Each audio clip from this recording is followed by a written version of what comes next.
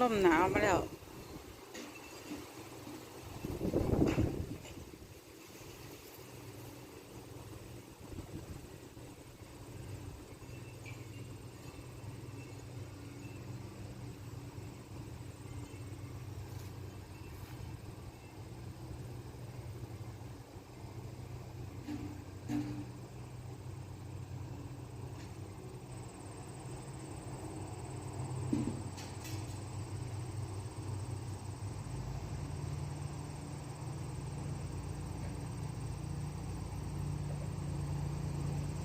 เจ๊แจ๊คทำอะไรอยู่ในนั้นน่ะฮะทำอะไรในสวนผักแม่น่ะไปขี้ใส่หรือเปล่า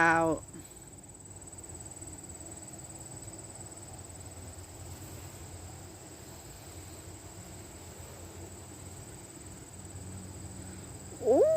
ย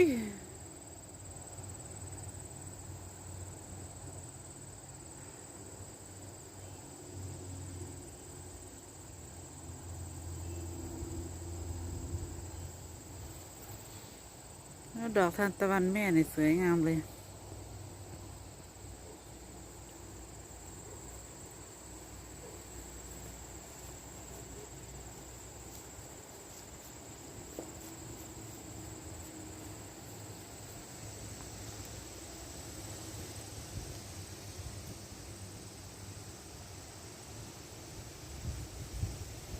เพราะต้นพริกซุ่มหนึ่งเขาก็เป็นดอกมันจะไปทันอะไรล่ะลูกเอ้ยฝนหนาวมาแล้วนี่ตอนนี้ก็หนาวมากเลยลมด้วยเอาไปจับนะลมนี่ไงแตงโมลูกใหญ่ไอ้จอดไม่เห็นเนี่ยไอ้จอดมันยังไม่เห็นนะแตงโมลูกนี้เนี่ยเดี๋ยวให้เจอเชียว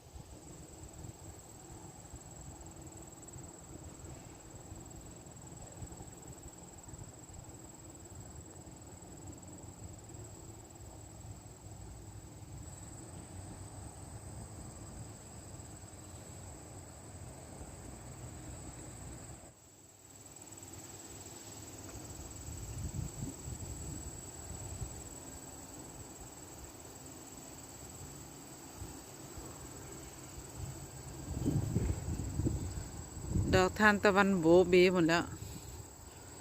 นกน้อยเข้ามากินไงเห็นนะเห็นมีแต่ดอกที่โบหมดแล้วหน้ามันโหมหมดแล้วเจ้านกน้อยเข้ามากินเนาะ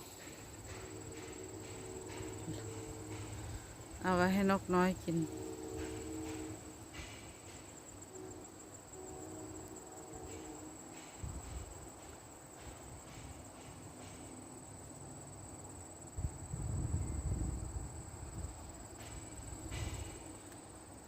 ไม่ลมหนาวเย็นแถเนาะ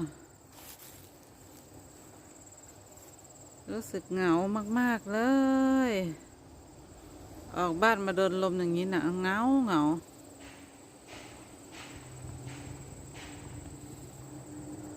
ถ้าเข้าไปในบ้านก็มีเพื่อนเยอะมีหมามีแมวเล่นด้วย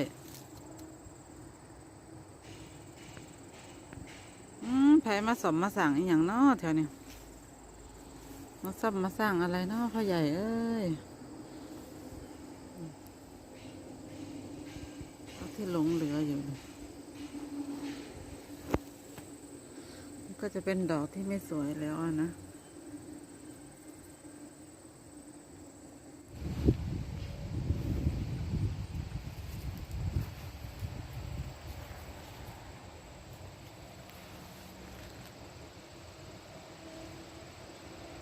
เห็นต้นแอปเปิลแม่แล้วเศร้าใจ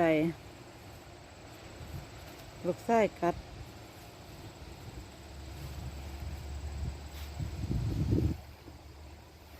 ตัดต้นใหญ่มาเนาะมันก็เหลือแค่นี้นะแอปเปิลน่ะ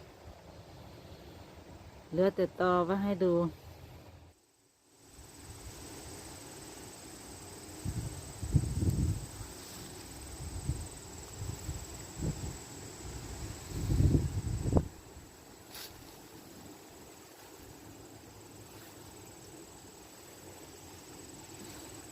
ลมหนาวมากเลยนะจอดเนาะ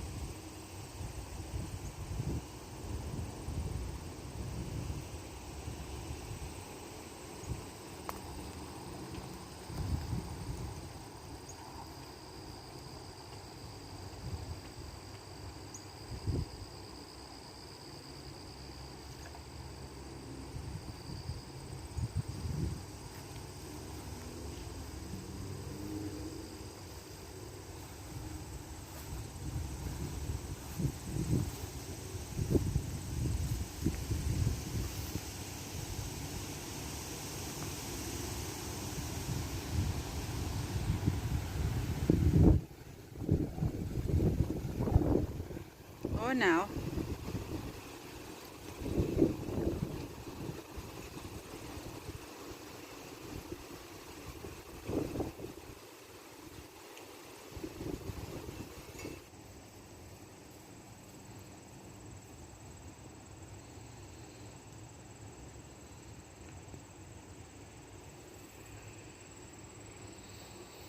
แดดเพิ่งออกนะเนี่ยตอนนี้เวลา5 โมงเช้า